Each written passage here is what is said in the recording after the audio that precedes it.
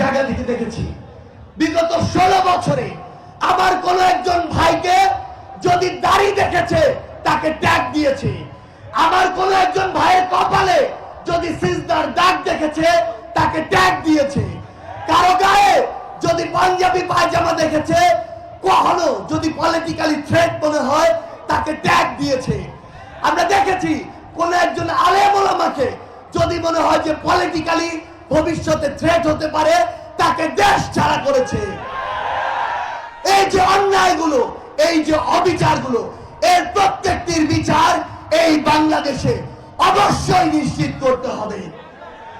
আমাদের জায়গা থেকে স্পষ্ট বার্তা, বাংলাদেশের ছাত্র জনতা ঐক্যবদ্ধ হয়ে নিজের রক্তের বিনিময়ে, আমার ভাই বোনদের জীবনের বিনিময়ে যেই দেশকে নতুন করে স্বাধীন করেছে, যেই ফ্যাসিস্ট হাসিনাকে দেশ ছাড়া করেছে, কোন দেশ যদি তাকে আশ্রয় দেয় তাহলে বাংলাদেশের ছাত্র জনতার শত্রুকে তার আশ্রয় দিয়েছে।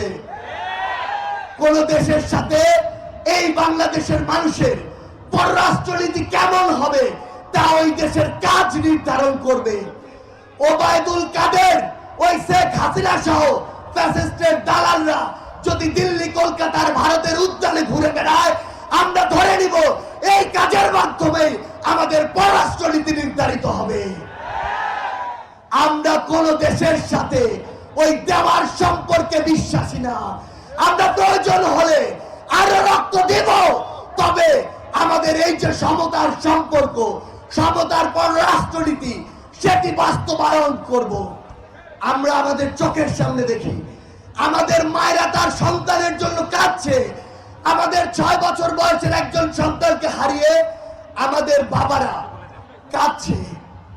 আমরা আজকে যখন উত্তরায় কথা বলি, আমরা দেখি আমাদের ওই মায়েদের চোখ থেকে, বাবাদের চোখ থেকে, ভাইদের চোখ থেকে, বোনেদের চোখ থেকে অঝরে এখনো বৃষ্টির পানির মতো চোখের পানি পড়ছে। অথচ কিছু কিছু মানুষ এই যে স্পিরিট, এই স্পিরিটকে ভুলে গিয়ে সমন্বয়ের দাবি করে বিভিন্ন জায়গায় নিজের ভাগ দিতে ব্যস্ত।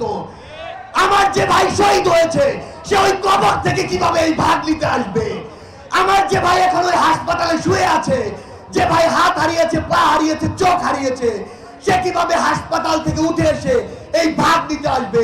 আমাদের যদি বিন্দু মাত্র লজ্জা থেকে থাকে তাহলে কোন নাম ব্যবহার করে, কোন পদ ব্যবহার করে, নিজের ওই ছোটখাটো স্যাক্রিফাইস গুলোকে ব্যবহার করে আমরা কোন জায়গায় নিজেদের ভাগের দাবি করতে পারি না। আমাদের জায়গা থেকে আপনাদের উদ্দেশ্যে স্পষ্ট একটি বার্তা, সেটি হচ্ছে এই ফ্যাসিস্টের দালালরা এখনো বিভিন্ন জায়গায় বিভিন্ন নামকে ব্যবহার করে আমাদের উপরে পাল্টা আক্রমণের চেষ্টা করছে। আমরা দেখেছি ওই সচিবালয়ে আনসার নামক কতিপয় বিপদগামী ওই ফ্যাসিস্টের দালাল, তারা আনসার লীগ হয়ে ফিরেছে।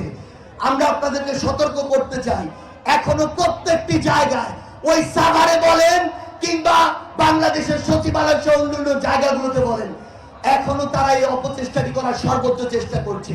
সামনে আমাদের যে হিন্দু ধর্মাবলম্বী ভাই বোনের রয়েছে, তাদের যে পূজা উৎসব সেটি রয়েছে। আমরা যেভাবে 5 আগস্টের পরে তাদের ওই পূজা মণ্ডপের সামনে গিয়ে, বাড়ির সামনে গিয়ে দাঁড়িয়েছিলাম তাদের নিরাপত্তার জন্য, আমরা আবারও এই সামনে তাদের ওই উৎসবে তাদের নিরাপত্তার জন্য প্রয়োজনে আবার ঢাল হয়ে দাঁড়াবো। একটি জিনিস মনে রাখবেন, ওই যে দোসররা, ওই যে দোসরের এজেন্টরা, ওই যে দোসরের দেশগুলো, এগুলো কিন্তু এখনো থেমে নেই। তাদের রক্ত কিন্তু এখনো ঠান্ডা হয়ে আছে। তারা কিন্তু এখনো বিভিন্ন এজেন্টের মাধ্যমে এই পরিকল্পনা আছে কিভাবে পাল্টা ছবল দেওয়া যায়।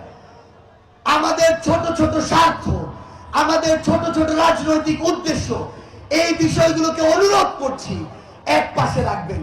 সামনে জনগণের ভোটে নির্বাচিত জনগণের সরকার হওয়ার পূর্ব পর্যন্ত আপনাদেরকে এই ছোটখাটো স্বার্থগুলো এক পাশে রেখে বাংলাদেশ রাষ্ট্রের জন্য, বাংলাদেশের জনগণের জন্য ঐক্যবদ্ধ হতে হবে। এবং এই ঐক্যবদ্ধ হওয়ার কোনো বিকল্প নেই। শুধু একটি জিনিস মনে রাখবেন, যদি কোনোভাবে আমাদের এই খামখেয়ালির জন্য, ছোটখাটো স্বার্থের জন্য কোনোদিন ওই ফ্যাসিস্টরা এই পাল্টা আক্রমণ চালাতে পারে, এই সামনে যারা বসে আছেন আমার ভাইয়েরা, বোনেরা, এই বাংলাদেশের জনগণ, বিশ্বাস করুন সকলকে সারা জীবনের জন্য একটি বন্দিশালায় থাকতে হবে। আমরা এই বন্দিশালায় আর থাকতে চাই না।